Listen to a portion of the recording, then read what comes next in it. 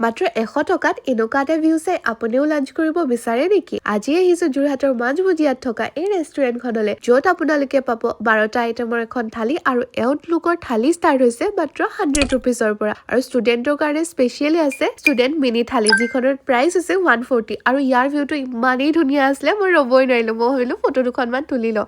আৰু ইয়াত প্ৰায় মানুহৰ বহুতেই ভিৰ থাকে। আৰু মই অৰ্ডাৰ কৰিছিলো পৰ্ক স্পেচিয়েল থালি আৰু চিকেন থালি।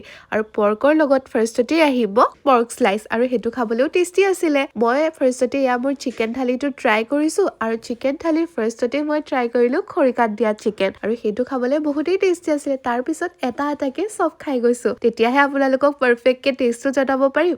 মইতো খাই বহুতেই ভাল পালো, আপোনালোকো আহিব পাৰিব। আৰু মই পৰ্ক নাখাওঁ, সেইকাৰণে মই মোৰ লগত এজনক লৈ গৈছিলো। তেওঁ আপোনালোকক পৰ্কৰ কথা ক'ব। আৰু পৰ্কৰ পিচটো দেখিছে বহুতেই ডাঙৰ হয়।